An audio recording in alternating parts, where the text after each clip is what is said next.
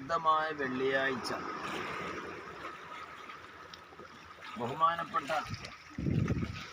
ഷെയ്ഖുൽ മശായിഖ് ഔക്കോയ ഉസ്താദിൻ്റെ പള്ളിയുടെ പരിസരത്തുള്ള കടപ്പുറം വിശുദ്ധമായ ശഅബാൻ മാസം എല്ലാം കൊണ്ടും അനുഗ്രഹീതമായ സമയമാണ്, സെക്കൻഡുകളാണ്. അല്ലാഹു നമ്മെ അനുഗ്രഹിക്കട്ടെ.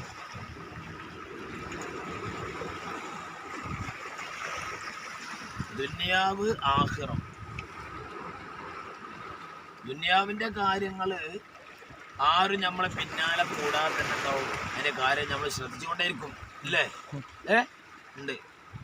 ആഖിറത്തിൻ്റെ കാര്യം ഒരാൾ പിന്നാലെ കൂടിയാലും ആ കാര്യം നമ്മൾ ശ്രദ്ധിക്കുന്നില്ല. അല്ലാഹു തആല വലൽ ആഖിറതു ഖൈറും വഅബ്ഖാ, എന്നെന്നും ശേഷിക്കുന്നത് ദുനിയാവല്ല ആഖിറമാണ്. അപ്പോൾ അനന്തമായ കാലം സുഖിക്കാനുള്ള അതിലെ പണി നമ്മൾ കാര്യമായിട്ട് എടുക്കുന്നില്ല. പിന്നെ നശ്വരമായ ദുനിയാവിൽ സുഖിച്ച് ജീവിക്കുവാൻ വേണ്ടി നാളെ സമയം നമ്മൾ ദുനിയാവിലുണ്ടോ നമുക്കറിയില്ലല്ലോ, ചിലപ്പോൾ ഖബറിലായിരിക്കും. അപ്പം നശ്വരമായ ദുനിയാവിന് വേണ്ടിയാണ് നമ്മളിങ്ങനെ പരിശ്രമിച്ചു കൊണ്ടിരിക്കുന്നത്.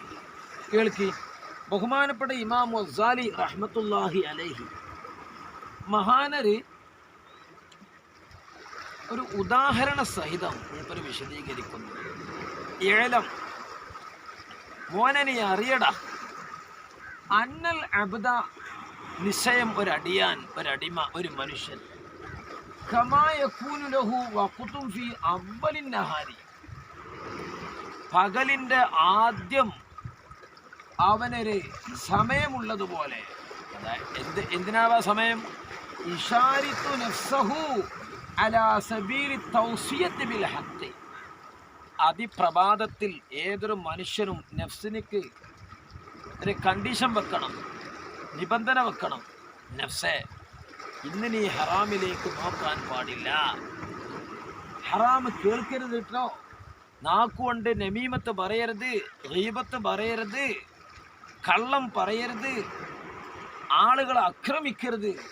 ഇങ്ങനെ എന്നും പ്രഭാതത്തിൽ കണ്ണാടിക്ക് നോക്കിയിട്ട് നമ്മൾ എന്ത് വേണം? നഫ്സിനെ ഉപദേശിക്കണം. അങ്ങനെ ഒരു സമയമുള്ളതുപോലെ എന്താവണം? യംബഗി അൻ യകൂന ലഹു ഫി ആഖിരിൻ നഹാരി സഅത്തുൻ,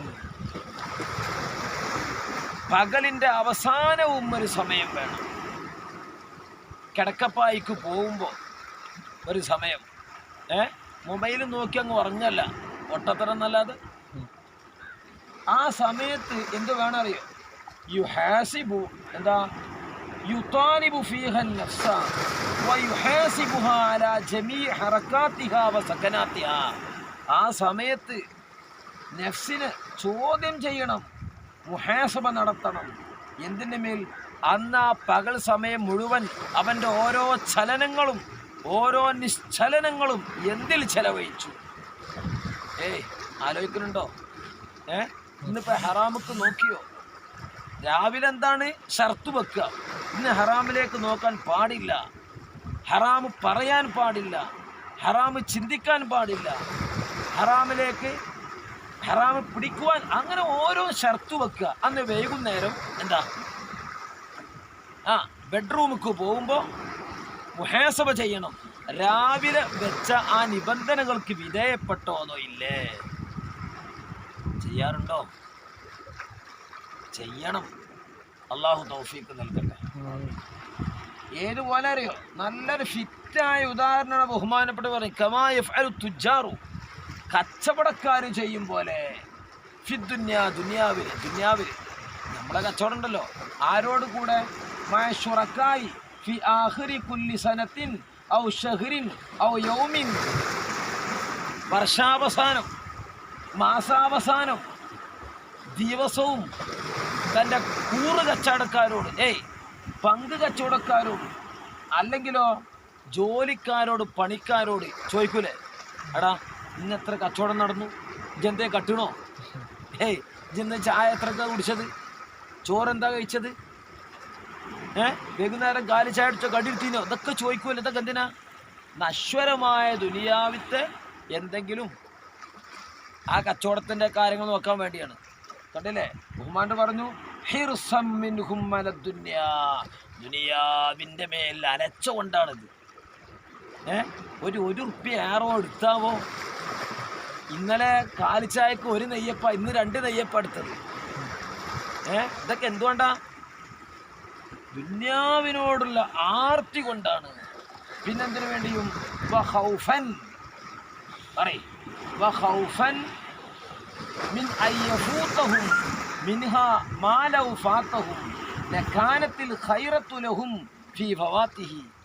എന്തെങ്കിലും നഷ്ടപ്പെടുമോന്ന് കരുതിയിട്ട്, ലാഭത്തിൽ എന്തെങ്കിലും നഷ്ടമാവുമെന്ന് വിചാരിച്ചിട്ട്. ശരിക്കും ഇപ്പം എന്താണ് ഖൈറെന്താണ്? അത് നഷ്ടപ്പെടാൻ വേണ്ടത്. കാരണം ദുനിയാവിലെ എത്ര ഉണ്ടായാലും അതിനൊക്കെ മുഹാസബ വേണ്ടേ? ചോദ്യം ഉണ്ടാവില്ലേ, ഹിസാബ് ഉണ്ടാവില്ലേ? ഇതൊന്നും നമ്മൾ ചിന്തിക്കണില്ലല്ലോ. അപ്പം ഈ നശ്വരമായ ദുനിയാവിനോടുള്ള അലച്ച വെച്ചുകൊണ്ട് എന്തെങ്കിലും നഷ്ടപ്പെടുമോന്ന് പേടിച്ചിട്ട്. എന്താ തലമാല ഒന്നല്ല അവിടെ? ആ കള്ളലൊന്നും കാണിച്ചു കൊടുക്ക്. പേടിച്ചിട്ട് ദുന്യാവിൻ്റെ കാര്യത്തിൽ കച്ചവടക്കാരിങ്ങനെ തൻ്റെ ശുറക്കായനെ, കൂട്ടുകാരെ ചോദ്യം ചെയ്യുന്നുണ്ടെങ്കിൽ എന്തുകൊണ്ടാണ് നമ്മളെ നഫ്സിലേക്ക് കണ്ടീഷൻ വെക്കാത്തത്? അതിപ്രഭാതത്തിൽ അങ്ങനെ വൈകുന്നേരം എന്തുകൊണ്ട് മുഹാസബ നടത്തുന്നില്ല? എന്തേ കാരണം?